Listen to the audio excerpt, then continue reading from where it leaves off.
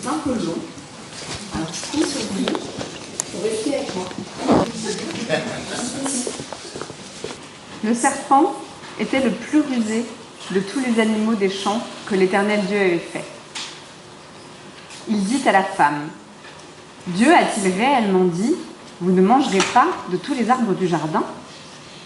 La femme dit au serpent, « Nous mangeons du fruit des arbres du jardin. Mais quant au fruit de l'arbre qui est au milieu du jardin, Dieu a dit que le jour où vous en mangerez, vos yeux s'ouvriront et que vous serez comme les dieux qui connaissent le bien et le mal. » La femme vit que l'arbre était bon à manger, agréable à la vue et propre à donner du discernement. Elle prit de son fruit et en mangea. Elle en donna aussi à son mari qui était avec elle, et il en mangea. Les yeux de tous deux s'ouvrirent, et ils prirent conscience du fait qu'ils étaient nus. Ils se firent des ceintures avec des feuilles de figuier cousues ensemble. Alors, ils entendirent la voix de l'Éternel Dieu qui parcourait le jardin avec la brise du soir. L'homme et sa femme allèrent se cacher devant l'Éternel Dieu parmi les arbres du jardin. L'Éternel Dieu appela l'homme et lui dit, « Où es-tu » Il répondit, « J'ai entendu ta voix dans le jardin et j'ai eu peur parce que je suis nu. Je me suis donc caché. » L'Éternel Dieu dit, « Qui t'a appris que tu es nu ? Est-ce que tu as mangé de l'arbre dont je t'avais défendu de manger ?» L'homme répondit, « C'est la femme que tu as mise auprès de moi qui m'a donné de l'arbre et j'en ai mangé. » Alors l'Éternel Dieu dit à la femme, « Pourquoi as-tu fait cela ?» La femme répondit, « Le serpent m'a induit en erreur et j'en ai mangé. » L'Éternel Dieu dit au serpent, « Puisque tu as fait cela, tu seras maudit entre tout le bétail et tous les animaux de la campagne. Tu marcheras sur ton ventre et tu mangeras de la poussière tous les jours de ta vie. Je mettrai inimitié entre toi et ta femme, entre ta descendance et sa descendance. Celle-ci t'écrasera la tête et tu lui écraseras le talon. » Il dit à la femme, « Je rendrai tes grossesses très pénibles et c'est avec peine que tu accoucheras. Tes désirs se porteront vers ton mari, mais il dominera sur toi. » Il dit à l'homme, « Parce que tu as écouté la voix de ta femme et que tu as mangé de l'arbre dont je t'avais défendu de manger, le sol sera maudit à cause de toi, et c'est avec peine que tu en tireras ta nourriture tous les jours de ta vie. Il te produira des chardons et des broussailles, et tu mangeras l'herbe de la campagne. C'est à la sueur de ton visage que tu mangeras du pain, jusqu'à ce que tu retournes dans le sol d'où tu as été pris, car tu es poussière, et tu retourneras à la poussière. » L'homme donna à sa femme le nom d'Ève, car elle a été la mère de tous les vivants. L'Éternel Dieu fit à Adam et à sa femme des habits de peau dont il les revêtit. L'Éternel Dieu dit, « Maintenant que l'homme est devenu comme l'un de nous pour la connaissance du bien et du mal, évitons qu'il tende la main pour prendre aussi de l'arbre de vie, en manger et vivre éternellement. » L'Éternel Dieu le renvoya du jardin d'Éden pour qu'il cultive le sol d'où il avait été tiré. Après avoir chassé l'homme, il mit à demeure à l'est du jardin d'Éden les chérubins et la flamme de l'épée qui tournoie pour garder le chemin de l'arbre de vie. L'homme connut Ève, sa femme. Elle devint enceinte et accoucha de Caïn. Elle dit, « J'ai mis au monde un homme avec l'aide de l'Éternel. » Elle accoucha encore de son frère, Abel. Abel devint berger de petit bétail et Caïn cultivateur. Au bout d'un certain temps, Caïn apporta des fruits du sol comme offrande à l'Éternel. Abel, lui aussi, apporta des premiers-nés de son petit bétail avec leur graisse. L'Éternel porta un regard favorable sur Abel et sur son offrande, mais il ne porta pas un regard favorable sur Caïn, ni sur son offrande. Caïn fut très irrité et son visage fut abattu. L'Éternel dit à Caïn, « Pourquoi es-tu irrité et pourquoi ton visage est-il abattu ? Si tu agis bien, tu relèveras la tête, mais si tu n'agis pas bien, le péché est tapi à ta porte et tes désirs te porteront vers toi. Mais toi, domine sur lui. » Cependant, Caïn adressa la parole à son frère Abel. Et comme ils étaient dans les champs, Caïn se dressa contre son frère Abel et le tua. L'Éternel dit à Caïn: « Où est ton frère Abel ?» Il répondit: « Je ne sais pas. Suis-je le gardien de mon frère, moi ?» Alors Dieu dit: « Qu'as-tu fait ? La voix du sang de ton frère crie du sol jusqu'à moi. Maintenant tu seras maudit, loin du sol qui a ouvert sa bouche pour recevoir de ta main le sang de ton frère. Quand tu cultiveras le sol, il ne te donnera plus sa richesse. Tu seras errant et tremblant sur la terre. » Caïn dit à l'Éternel: « Le poids de ma faute est trop grand pour être supporté. Tu me chasses aujourd'hui loin du sol arable. Je devrais me cacher loin de ta face. Je serai errant et tremblant sur la terre, et si quelqu'un me trouve, il me tuera. » L'Éternel lui dit: « Si quelqu'un tue Caïn, on le vengera 7 fois. » Et l'Éternel mit un signe sur Caïn, pour que ceux qui le trouveraient ne le frappent pas. Puis Caïn sortit de la présence de l'Éternel et partit habiter dans la terre de Nod, à l'est d'Éden. Voilà un texte qui tranche avec ce qu'on a entendu hier, la semaine dernière, dans le texte de Genèse 1 et 2. Et Hélène, tu y as fait allusion dans ta prière, un si beau projet au départ, puis tellement différent que ce qu'on vient d'entendre. C'était courageux à entendre, mais c'était, je pense, aussi courageux à lire. Merci beaucoup. Merci beaucoup, Charlotte. Avant d'aller plus loin, je pense que c'est tellement utile de prier. Notre Dieu, notre Père, nous te prions que tu ouvres notre intelligence pour comprendre ta parole, mais aussi, peut-être surtout, pour l'accepter. Nous te demandons, Seigneur, que dans ta grâce, tu nous donnes de regarder les choses en face et que tu nous donnes de tourner ultimement aussi à travers ce brouillard opaque, les yeux vers Jésus, ton Fils. Et c'est en lui que nous te prions, plein de reconnaissance que tu l'aies donné dans cette réalité-là. Amen. Voilà, j'ai rassemblé quelques photos de famille. Je vous laisse découvrir.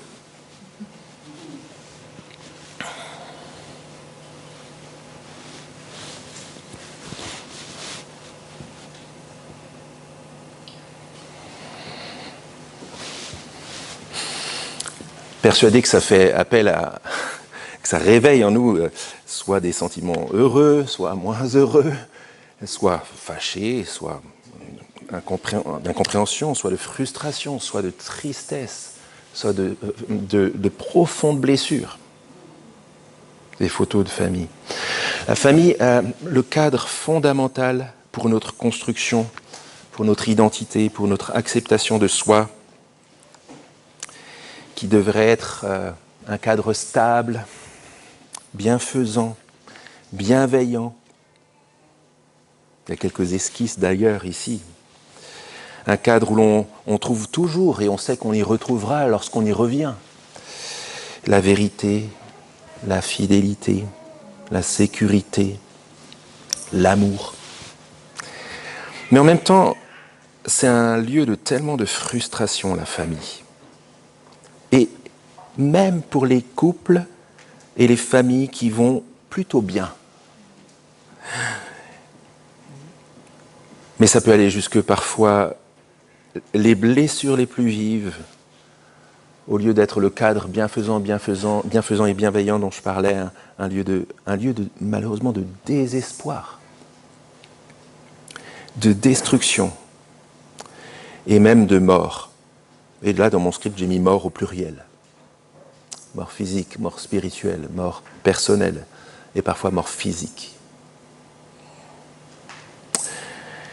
C'est terrible. C'est, comme je le disais, il y a deux aspects à notre frustration lorsqu'on envisage la question du couple, de la famille, dans le contexte qui est le nôtre. Il y a une frustration que j'appelais la semaine dernière positive, la raison pour laquelle on espère encore que quelque chose de bien puisse se passer dans ce contexte-là, parce qu'au départ, le projet était beau, et nous avons été faits pour ce projet, et c'est pour ça que quelque chose nous pousse vers quelque chose de pourtant bien. Et aujourd'hui, c'est évidemment, et on l'a entendu lorsque Charlotte nous lisait ce texte, le revers de la médaille, l'autre partie. Peut-être que d'une certaine manière, le texte qu'on vient d'entendre, même s'il est difficile à lire, à entendre, il est peut-être paradoxalement plus facile à comprendre pour nous. Parce qu'il est peut-être moins loin de la réalité qu'on connaît malheureusement, mais aussi peut-être et même probablement plus douloureuse. La série qu'on aborde pendant 5 dimanches, c'est une série cruciale. Cette question du couple, de la famille, et de la famille de Dieu, on y viendra à la fin, comme chaque dimanche. C'est essentiel. Et bien sûr que nous sommes conscients que c'est quelque chose qui n'est pas facile à aborder, parce que ça réveille tellement de choses en nous, et pas toujours des bonnes choses, qu'on voudrait le faire le plus, bien sûr avec vérité, mais avec le plus de douceur possible, et on ne peut pas tout faire pendant ce temps de méditation de la parole. Ça doit être planté dans la communauté, dans la communion fraternelle, dans le soin les uns des autres, pour que si ça réveille des choses en nous, on puisse les traiter ensemble, on puisse les porter ensemble, on puisse simplement être une vraie famille ensemble. C'est essentiel pour comprendre ce qui nous arrive, mais aussi essentiel pour espérer la famille chrétienne, la famille éternelle de Dieu en Jésus, qui n'aura pas de fin. C'est la famille de l'espérance. Alors passons à ce texte. Le texte de la Genèse nous parle de la racine de tous nos maux. M-A-U-X. La racine dans le sens d'origine, bien sûr, c'est un texte primordial, mais aussi dans le sens de la racine de l'ADN. Dans nos cœurs, à la racine, se trouve la raison de l'état de nos relations. Et c'est l'histoire de la grande destruction. Si on regarde le mouvement de ce qui nous est présenté là, c'est la grande révolution qui conduit à la grande illusion, qui conduit à la grande destruction, mais heureusement, dans laquelle Dieu offre la grande restauration, la grande réparation, si vous voulez. Arrêtons-nous sur la première partie du chapitre 3, la grande révolution. Et elle nous est décrite au verset 6. Regardez le verset 6. La femme vit que l'arbre était bon à manger, agréable à la vue et propre à donner du discernement. C'est intéressant parce que concrètement, Dieu avait dit tu peux manger de tous les arbres qui par ailleurs sont décrits au chapitre 2 comme agréables à la vue et bons à manger. Mais il y a quelque chose qui s'est passé dans son esprit qui fait qu'elle porte ce regard-là sur l'arbre duquel Dieu avait dit tu n'en mangeras pas. Elle prit de son fruit, elle en mangea, elle en donna aussi à son mari qui était avec elle, et il en mangea. Un acte de désobéissance, un acte de révolte, un acte de, j'aime bien l'appeler comme ça, de oui, ben en fait non. Dieu dit un truc, Dieu installe un cadre, Dieu dit que certaines choses sont bien, certaines choses sont mauvaises, et Dieu dit que sa prérogative de Dieu, c'est de décréter, pas juste de connaître ici, dans l'ensemble de ces chapitres, mais de décréter en tant que Dieu ce qui est bien et mal. Et puis Ève, et puis Adam disent, ouais, ben en fait non. Alors si ça fait référence, si ça réveille quelque chose en vous, vous avez l'impression que vous avez aussi, nous avons aussi tendance à dire les uns aux autres, mais peut-être parfois Dieu aussi, ouais, ben en fait non. Ça vient de ce verset-là. C'est la grande, dans la grande révolution. Et juste avant les versets 1 à 5, nous donne le mécanisme qui a conduit cette discussion entre Satan et la femme, ce qu'on appelle la tentation. Nous montre le mécanisme qui a conduit à cette grande révolte. En fait, je veux, moi, connaître et décréter le bien et le mal. Moi, en fait, je veux dire et je veux choisir ce qui est juste. Je veux être Dieu pour moi-même. Mais regardez cette discussion. Première chose, verset 1 du chapitre 3. Satan dit à la femme, « Dieu a-t-il vraiment dit, vous ne mangerez pas de tous les arbres du jardin ?» Citation à moitié avec aussi le début de suspicion de la parole de Dieu. Ensuite, la femme qui dit, nous mangeons du fruit des arbres du jardin. Elle ne dit pas tous les fruits, alors que Dieu avait donné absolument la totalité de toute la création, de tous les fruits, de tous les arbres. Et vous voyez, ça commence à marcher, ce que Satan lui dit. Et au verset 3, « Mais quant au fruit de l'arbre qui est au milieu du jardin, Dieu a dit, vous n'en mangerez pas et vous n'y toucherez pas. » Alors ça, Dieu ne l'avait pas dit à l'homme. Il faut croire que l'homme s'est retourné vers la femme et lui a dit, non seulement tu n'y manges pas, mais en plus tu n'y touches pas. Voilà. Nous n'y mangerons pas, sinon vous mourrez. Et puis regardez la logique. Donc les choses commencent à faire leur chemin dans l'esprit d'Ève. Et verset 4, c'est pas juste la mise en doute d'une partie juste de la parole. Verset 4, le serpent dit à la femme, vous ne mourrez pas du tout. Regardez au chapitre 2, verset 17. Tu ne mangeras pas de l'arbre de la connaissance du bien et du mal, car le jour où tu en mangeras, tu mourras. Regardez le chapitre 3, verset 4.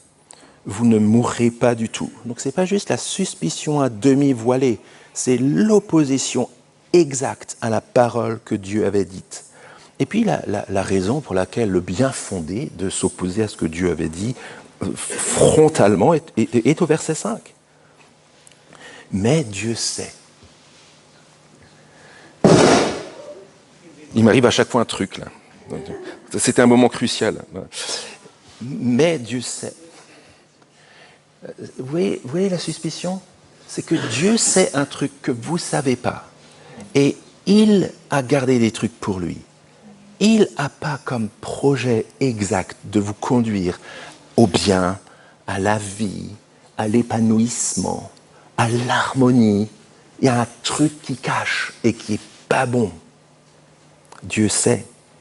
Suspicion par rapport à l'intention de Dieu. Le jour où vous en mangerez, vos yeux s'ouvriront, loin de mourir, et vous serez comme des dieux qui connaissent le bien et le mal. Vous serez à même de voir ce qui est bien et mal, de décréter vous-même ce qui est bien et mal. C'est ça l'idée ici. Vous aurez la prérogative de Dieu, vous pourrez prendre la place de Dieu, vous serez Dieu pour vous-même, vous serez assis à la place du roi, vous serez calife à la place du calife. Et c'est ce mécanisme-là qui conduit à la révolte. Première mise en question de la parole, suspicion, négation de la parole de Dieu et lancement vers une pseudo-liberté où on nous fait croire qu'on sera dans une ascension irrésistible jusqu'à l'état de Dieu pour nous-mêmes. Le nerf de la guerre, c'est la parole à laquelle nous donnons crédit. Elle façonne notre vision du monde et elle façonne et nous conduit à nos décisions. Cette parole qui façonne, Dieu l'a voulu ainsi. C'est une parole qu'il a déposée aux pieds et devant Adam et Ève. Et ça, non seulement Dieu l'a voulu, mais Satan l'a compris que ça fonctionnait comme ça. C'est par la parole qu'il séduit. Et nous, en tant que petits enfants d'Adam et Ève, nous ferions bien de nous en souvenir. Nous sommes submergés par un flot d'informations et de paroles qui ont le pouvoir de façonner notre esprit et qui ont le pouvoir de nous conduire à des décisions. Ce qu'on appelle les informations, c'est toujours utile de nous y exposer. Mais c'est quand même l'avis des journalistes, et puis aussi ce que je trouve fascinant, c'est l'avis du passant. Qu'est-ce que vous pensez de la situation? C'est l'analyse du passant dans la rue, merci. C'est aussi l'avis des experts. impossible à questionner, c'est aussi l'avis des autorités, notamment politiques, et puis c'est l'avis des célébrités. Alors là, quand une célébrité dit qu'elle a choisi un truc ou qu'elle voit quelque chose, en particulier sur la question éthique, morale, des couples, de la famille, c'est difficile à questionner. Je ne dis pas que tout est mauvais, je dis juste que ce sont des paroles d'autorité dans lesquelles nous sommes plongés, qui ont le pouvoir de façonner notre propre esprit et nous conduire à des décisions.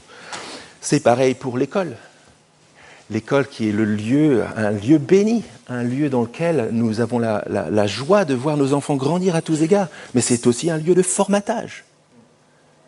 Un député qui m'avait dit que, de son point de vue, quand on parlait de la question du mariage pour tous, il m'avait dit que, de son point de vue et du point de vue de tous ses collègues, l'école, c'est la matrice de la République pour enfanter des citoyens.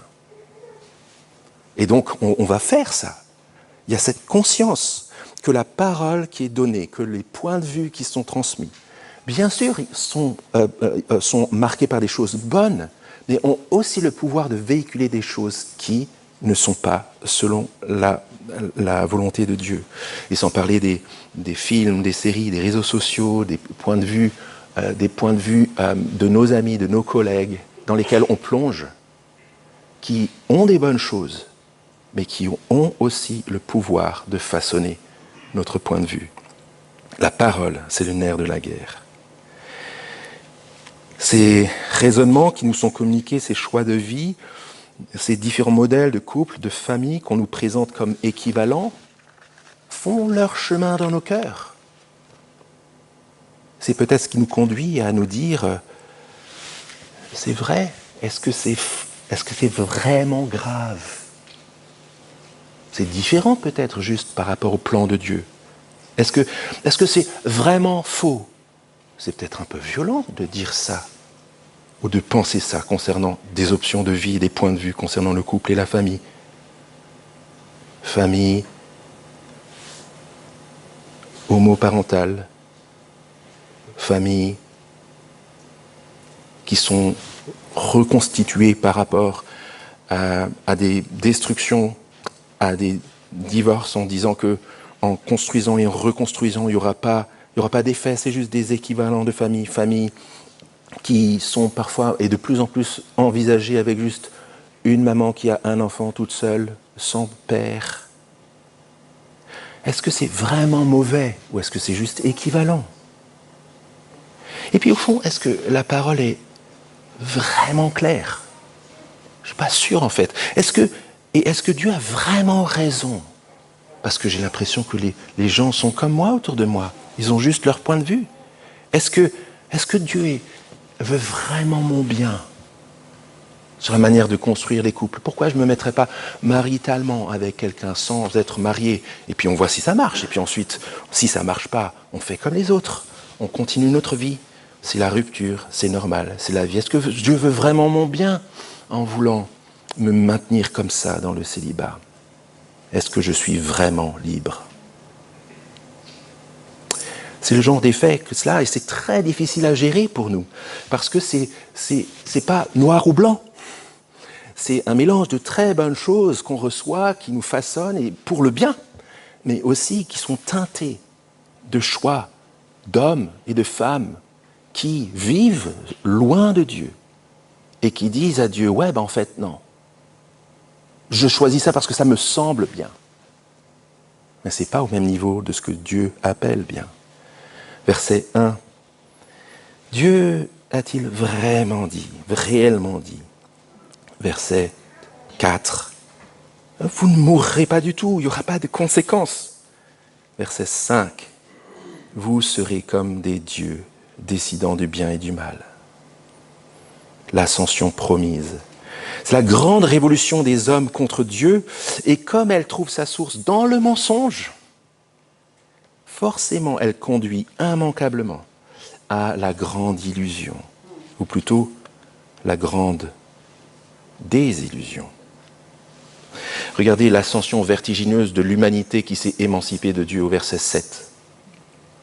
Les yeux de tous deux s'ouvrirent. Alors, ils prirent conscience. Grande musique, lumière, qu'on les voit dans le visage comme ça. Ça y est, vous serez comme des dieux, hein? Alors ils prirent conscience du fait qu'ils étaient nus. Super ascension. Ils se firent des ceintures avec des feuilles de figuier cousues ensemble. Alors que, regardez le chapitre 2, verset 25. L'homme et sa femme étaient tous les deux nus et n'en avaient pas honte. Forcément, lorsque deux personnes ont ensemble voulu devenir Dieu à la place de Dieu, alors qu'il n'y a qu'un seul trône, ça fait deux dieux concurrents, et l'autre n'est pas beau, l'autre est un concurrent, l'autre est quelqu'un dont il faut se cacher.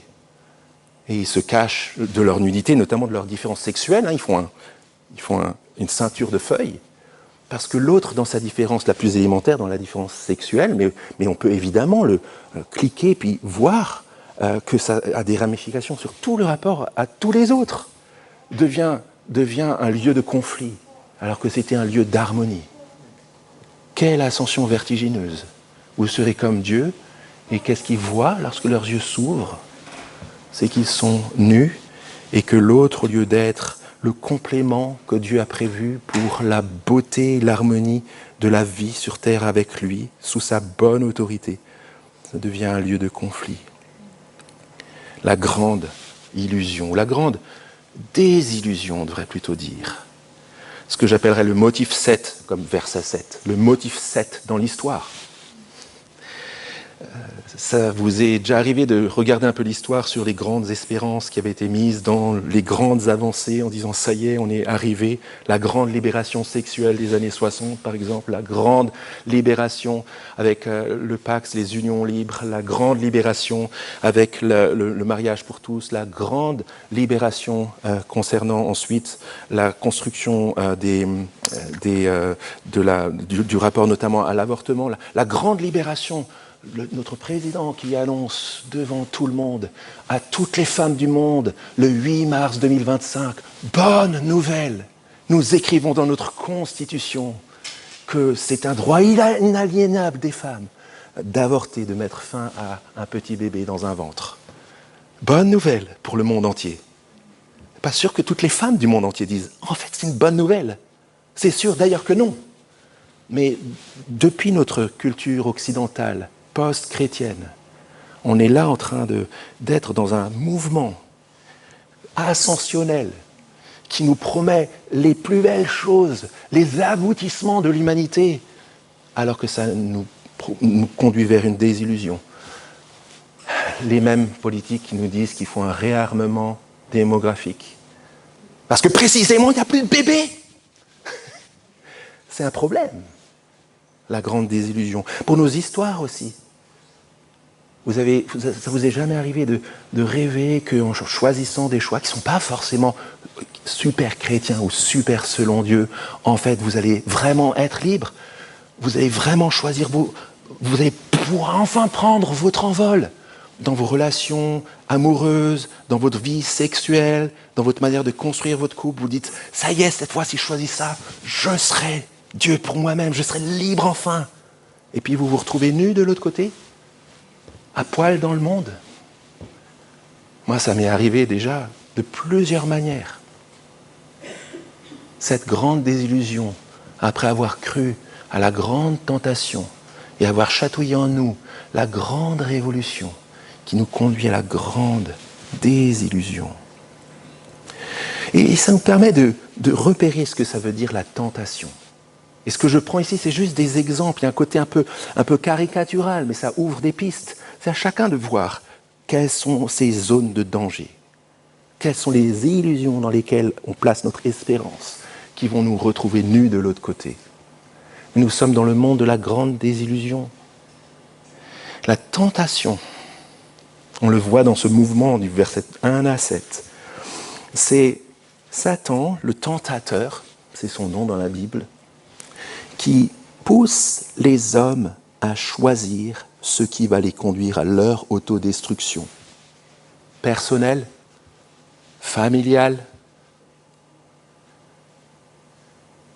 sociale, civilisationnelle. ça, je pense que c'est utile. Satan, lui, ne va pas choisir pour lui-même des choses. Il est déjà déchu, il est exposé au jugement dernier, et il entraîne dans sa chute et dans sa révolte tous ceux qui sont prêts à se révolter, qui ont cet ADN de révolte en eux. Mais pour que nous choisissions des choses qui nous semblent belles et bonnes, et comme des dieux, mais qui nous conduisent, parce qu'on les choisit, à notre destruction. Un exemple, ça peut être le choix, et on va le voir dans certains domaines aussi de la vie juste après, mais ça peut être le choix de se dire je serais quand même mieux avec cette femme. Elle est plus belle, elle a l'air plus gentille, plus disponible, elle est plus jeune, et je pense vraiment qu'en plus ça ne va pas super bien dans mon couple. Alors je vais envisager ma vie avec cette femme, parce que tout va recommencer. Ça va être un nouveau départ, ça va être extraordinaire. Ça va être une guérison pour moi aussi. Et la relation est envisagée, la relation est entamée, la rupture est consommée, et de l'autre côté, c'est la grande désillusion. Mais aussi, dans les relations, dans la relation à soi, dans la relation aux autres, dans la relation à la famille, aux enfants, dans la relation même, dans le lien social avec nos amis, la grande destruction. Cette grande destruction, générée par la grande révolution que nous avons tous dans nos cœurs, qui produit cette grande désillusion, cette grande illusion, est systémique, elle est générale, elle est inévitable sur tous les hommes, partout, toujours, dans l'âme, dans le corps, dans toutes les sphères de la vie et des relations. Les versets 8 à 24, la fin du chapitre 3, nous en donnent un peu le schéma type, à quoi ça ressemble lorsque ça se met en œuvre, cette destruction, comment le si beau départ du plan de Dieu, source de la vie, du bien et de la joie, est affecté à la racine. Puis le chapitre 4 nous inscrit un peu dans la génération, dans l'histoire, en se disant ça va bien se passer, c'était juste pour un couple, après ça va aller. Mais on se rend compte avec Caïn et Abel, et avec nous aussi, plus loin dans l'histoire, que ça se transmet de génération en génération. La semaine dernière, on s'était dit que finalement, un mot-clé pour bien comprendre le plan de Dieu au départ, c'est la relation, la beauté de la relation sous la bonne autorité de Dieu et la beauté de la relation les uns avec les autres dans la création et la terre que Dieu nous a donnée. Et c'est pas pour rien si Satan, dans sa tactique, a attaqué la relation et a cherché la rupture avec la relation. Et ici aussi, le mot-clé, c'est la relation. Mais la relation cassée, rompue, détruite.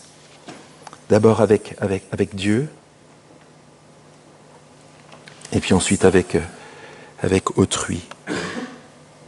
Regardons quelques extraits avec Dieu. Vous voyez que Dieu descend dans la brise du soir, c'était son habitude, c'est une expression poétique, mais pour dire la proximité et l'intimité avec Dieu.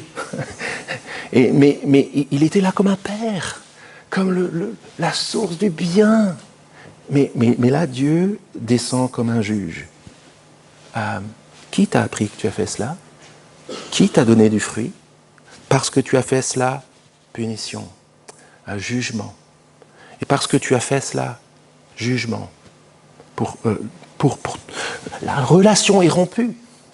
Et Dieu n'est plus là comme juste le Père bienveillant, il est là comme le juge.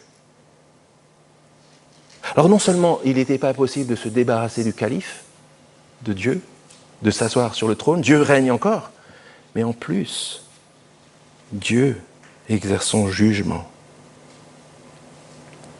Et on le voit aussi avec Caïn plus tard. Regardez dans la génération. Alors on s'est dit, peut-être la suite, ça va mieux aller. Et non, Dieu exerce sa prérogative divine. Alors je l'entends et on peut en discuter après, c'est pas le temps, mais il agrée un sacrifice et il désagrée un autre sacrifice. Il exerce juste sa prérogative divine. Il n'a pas besoin de nous donner les raisons. En nous disant, si vous avez les raisons, vous comprendrez mieux. Dieu dit oui au sacrifice d'Abel et non au sacrifice de Caïn. Et si vraiment Caïn recherche Dieu pour Dieu, alors il devrait se dire, peut-être que je vais aligner mon choix sur le choix de Dieu. pour que Dieu soit Dieu pour moi. Mais non, Caïn se révolte. Et la relation avec Dieu est rompue. Regardez comment le Seigneur lui demande des raisons. Verset 10 du chapitre 4. La voix du sang de ton frère crie du sol jusqu'à moi. Verset 11. Tu seras maudit loin du sol, qui a ouvert sa bouche pour recevoir de ta main le sang de ton frère. La relation avec Dieu qui est rompue. Nous sommes dans un monde où la grande destruction se passe parce que ce monde aussi s'est révolté contre Dieu, était exposé au juste jugement de Dieu. Et le juste jugement de Dieu, c'est aussi que Dieu livre cette humanité à ce qu'elle a choisi. Tu veux discerner le bien et le mal? Vas-y. Et les douleurs des relations, les douleurs de la génération et de l'enfantement, les douleurs dans le couple, les douleurs entre frères, les déchirements sont des conséquences de cela.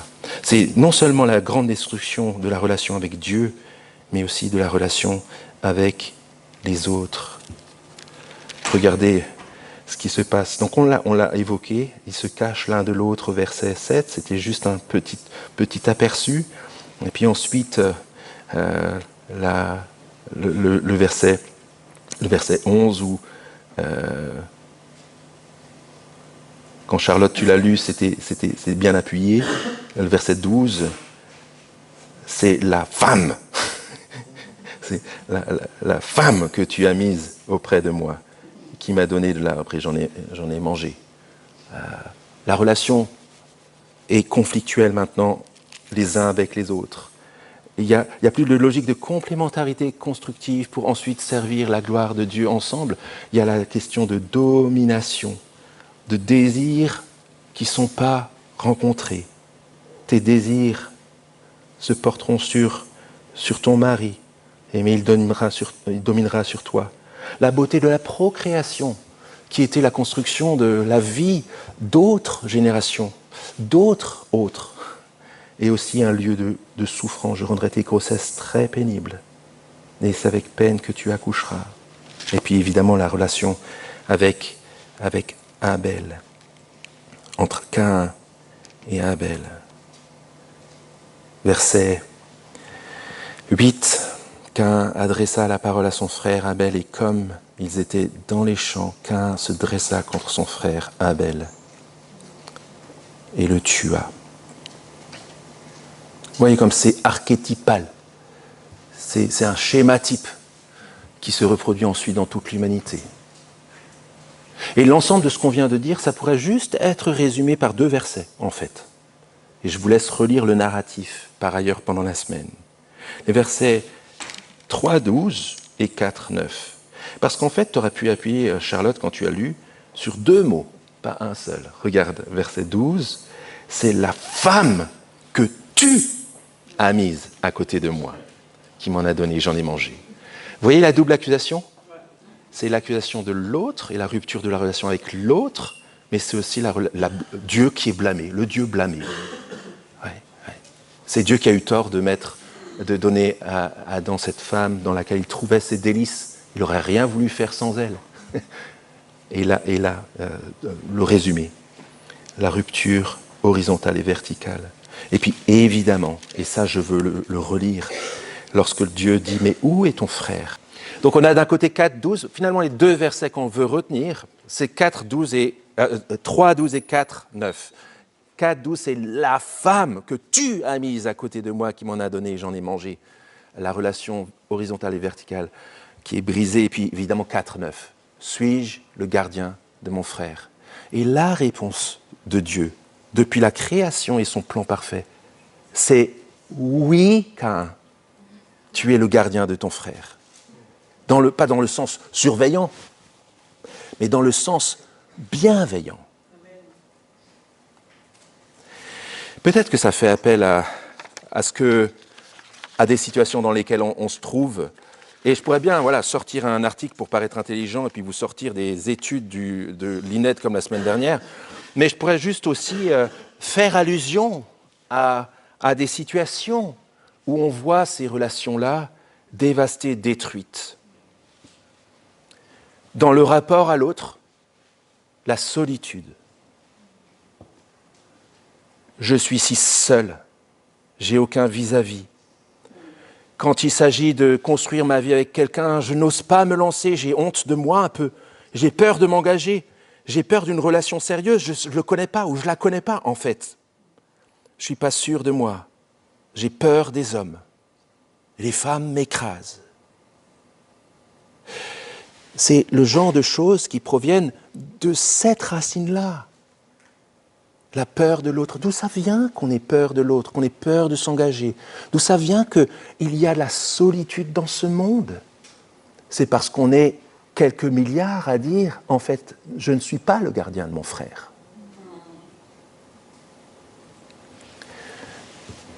Je t'aime plus. Je te déteste. Maman, il m'a frappé. Chérie, maman et moi, on va se séparer. D'où ça vient cette déchirure? Dans la fratrie, dès tout petit. Ces déchirures dans les couples. Le fait que des personnes qui se sont vues avec des étoiles dans les yeux, le cœur battant, se sont construits en tant que couple, en tant que famille, se sont promis très souvent l'amour pour toujours, en viennent à se dire on va construire notre vie différemment. On ne peut plus ça. Ça vient de cette racine-là. Du fait qu'on se cache l'un de l'autre, qu'on a honte l'un de l'autre, qu'on voit l'autre comme une menace plutôt que comme une bénédiction. Les parents égoïstes, des enfants qui ne sont pas aimés, parfois des enfants battus. L'absence d'un père qui est là physiquement mais qui n'est pas là avec sa pensée et son amour. La méchanceté, la rancœur entre frères et sœurs qui perdurent. J'ai lu un article ce matin, jusqu'à 80 ans. C'est pas juste entre un camion et une plaque de chocolat quand on est petit. D'où ça vient? Ça vient de là. Suis-je le gardien de mon frère? C'est la femme que tu as mise à côté de moi qui m'en a donné et j'en ai mangé. Ou même dans les discussions, et parfois qui ne conduisent pas forcément à la rupture, mais vous voyez, oh ouais, tu m'écoutes là? Coucou, il y a quelqu'un en haut, il y a quelqu'un, tes pensées, tu n'es pas vraiment là, quoi. Tu vois, cette difficulté à être là pour l'autre, dans nos amitiés, dans nos couples en particulier, la capacité des hommes à faire ça super bien, être là sans être là, dans le couple.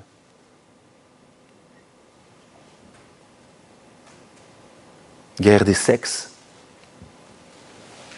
féminicide, le désir de ne plus jamais avoir d'homme dans ma vie pour les femmes, le fait de voir toutes les femmes à mon service pour les hommes, je caricature évidemment, il y a un côté schématique dans ce que je fais là, mais vous voyez que ça fait appel non seulement à ce qu'on voit et ce qu'on entend autour, mais bien sûr à nos propres vies, à ce qu'on rencontre nous-mêmes, dans nos tripes. J'ai discuté avec une sœur la semaine dernière, à la fin de la prédication, sur cette question de féminisme et masculinisme. Mais c'était super intéressant de voir, c'était tellement utile la remarque qu'elle m'a faite en disant que, en fait, c'est des balanciers qui sont des extrêmes de part et d'autre. Pourquoi il y a des extrêmes féministes? Mais parce qu'il y a eu de l'abus. Les hommes ont maltraité, ont fait du mal. Et pourquoi il y a des masculinismes avec des gars qui veulent tirer une corde, montrer leurs muscles, et puis dire on est de retour, nous les hommes, etc., d'une manière complètement, en fait, un peu stupide. Mais parce qu'il y a eu des abus.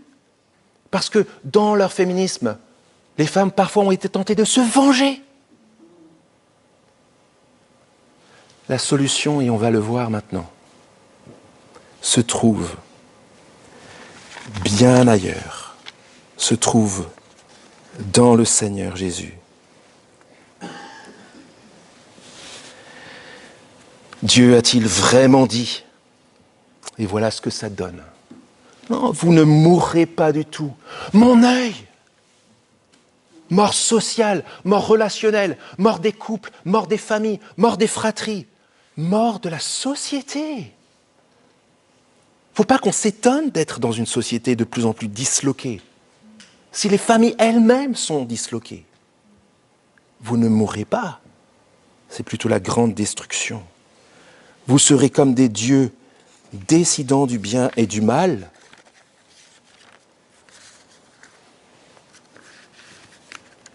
Et si on revenait au Dieu des origines? Et si on cessait de vouloir être Dieu pour nous-mêmes, décrétant et décidant ce qui est bien et ce qui est mal? Et regardez dans ce texte des petits raies de lumière dans l'opacité profonde. Regardez, par exemple, au verset 9. 3, verset 9.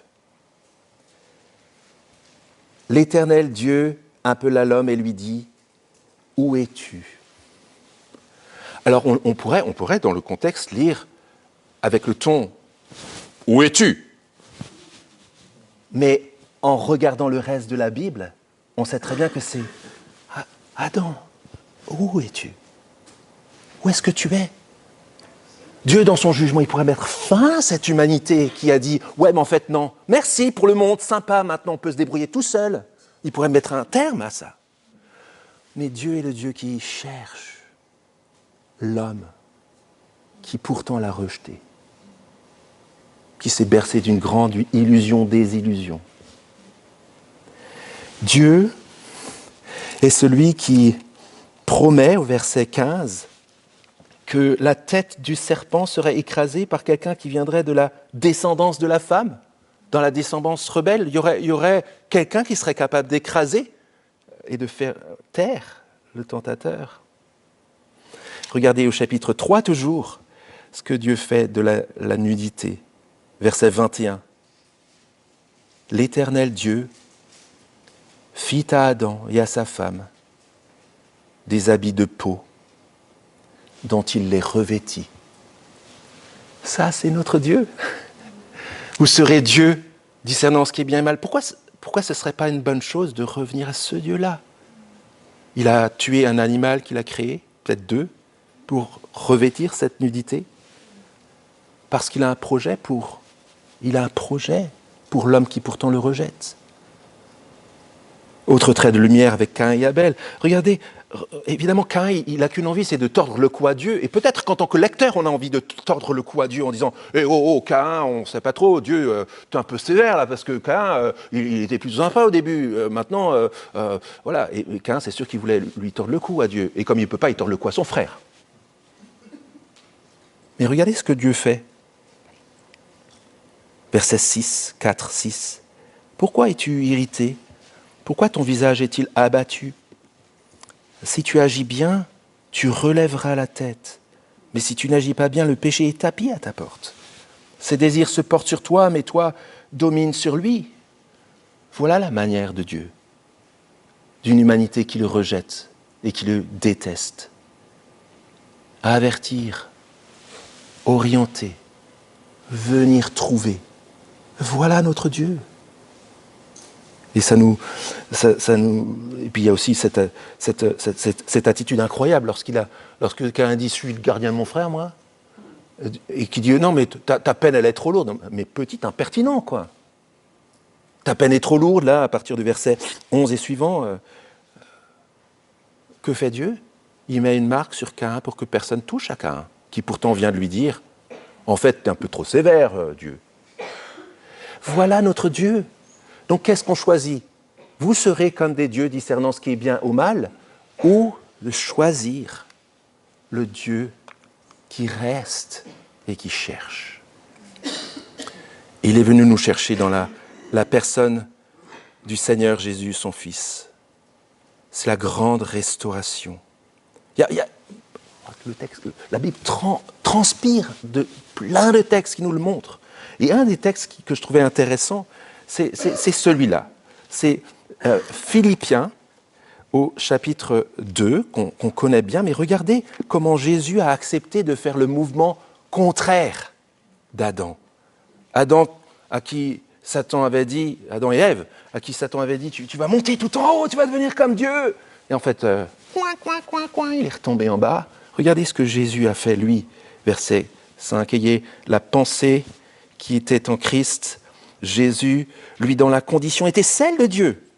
Il n'a pas estimé comme une proie à arracher d'être égal avec Dieu, mais il s'est dépouillé lui-même en prenant la condition d'esclave, en devenant semblable aux hommes. Après s'être trouvé dans la situation d'un homme, il s'est humilié lui-même, en devenant non pas désobéissant, mais obéissant jusqu'à la mort de la croix.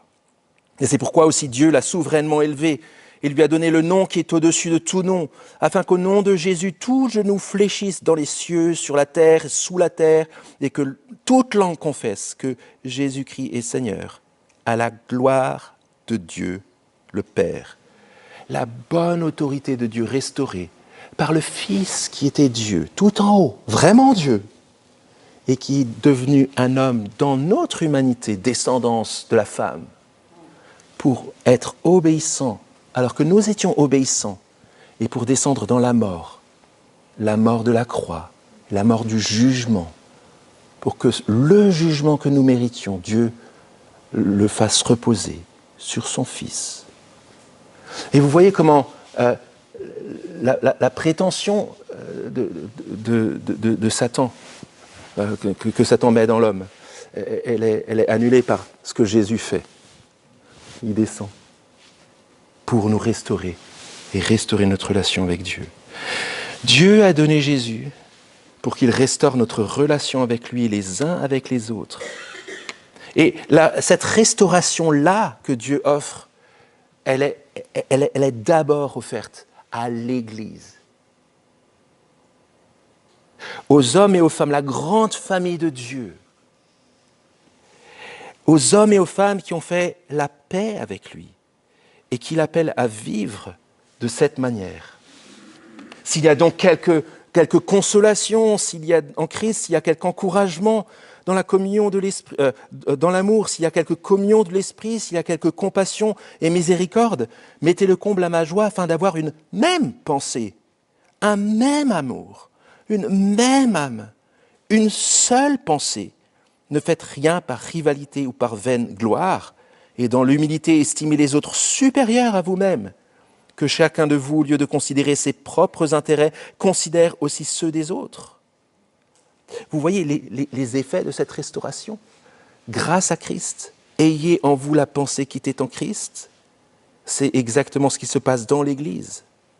Et pourquoi est-ce qu'on parle de l'Église alors qu'on est en train de parler de la thématique de la famille ? Mais c'est très simple. C'est que ce que nous exerçons à vivre ensemble en Christ, restaurés dans notre relation avec Dieu et les uns avec les autres, ce qu'on apprend à faire, quel que soit notre état, célibataires, mariés, parents, enfants, divorcés, veufs, c'est quelque chose qu'ensuite on va apprendre à faire dans nos foyers, dans nos couples, dans nos familles. J'ai quelques exemples, il est tard, mais tant pis, je vous en lis quelques-uns. Parce que c'est la vie que le Seigneur nous offre dans cette restauration-là. La restauration dans la beauté saine et juste et reçue de chaque sexe, où la honte est détruite. La beauté de la complémentarité irréductible. Le courage de s'engager dans une relation fidèle et durable, stable. Le courage de concevoir et d'élever des enfants avec confiance. La mise à mort de l'individualisme, où on apprend à servir les autres. On apprend à se dire, en fait, je ne suis pas le seul en tant que célibataire à avoir des problèmes et des soucis. Peut-être que les couples ont aussi des difficultés, des problèmes et des soucis. Je m'y intéresse. Et puis on n'est pas les seuls à se soucier de nos problèmes de couple. On veut s'intéresser aux célibataires qui ont peut-être des soucis, des problèmes et qui ont peut-être besoin de relations. Et en tant que famille, on ne va pas se dire, en tant qu'Église, on ne va pas se dire, en tant que famille, les familles, c'est bon, elles sont arrivées, elles sont presque au paradis en fait, elles n'ont pas besoin de notre aide. C'est faux. En tant que célibataire, en tant que couple, on a besoin de servir les personnes qui sont en famille. On a besoin de s'entraider en tant que frères et sœurs pour apprendre à être ce que nous sommes appelés à être en tant que hommes et femmes qui ont une relation restaurée avec Dieu, les uns avec les autres. Au point qu'on puisse dire, Ça faisait 15 ans que j'appelais plus mon frère. Je l'ai rappelé la semaine dernière, on va se voir, on va se demander pardon. Mon père, qui n'a pas été pour moi le père qu'il aurait dû être, eh ben je voudrais le voir la semaine prochaine. Et ma solitude, eh bien dans l'église, j'ai trouvé une famille. J'ai trouvé mon identité, où j'ai de moins en moins honte de moi. Et parce que je me sais aimer et accepter. Parce qu'on réapprend la nouvelle humanité en Jésus. C'est la grande restauration. Vous voyez, et c'est mon mot de conclusion, vous voyez, on a pris beaucoup de temps aujourd'hui pour décrire la grande destruction. Mais qu'est-ce qu'on s'imagine ? Seule une révolte contre le seul Dieu vivant et vrai pouvait produire une telle destruction. Si c'était un petit Dieu de pacotille dans un coin, ça n'aurait pas produit une telle destruction. Mais comme c'est le Dieu vivant et vrai, ça produit une telle destruction. Mais seul le Dieu vivant et vrai aussi pouvait réparer ce qui a été cassé. Il le pouvait et il l'a fait. C'est pour ça que le sous-titre, c'est « Croire en la beauté de la famille, même quand c'est difficile ». Parce que nous sommes d'abord une famille en Christ, réparée en cours de restauration, pour revivre un renouveau en tant que famille. Et c'est le moment opportun de vivre ce temps de repas du Seigneur. On va commémorer ce que le Seigneur a fait pour nous ensemble. Mais avant, je voudrais juste qu'on prenne un temps de silence, de prière silencieuse. Et puis moi, je prierai à la fin. Est-ce qu'on voudrait se repentir ? Est-ce qu'on voudrait appeler Dieu au secours ? Est-ce qu'on voudrait le louer, l'adorer ? Prions.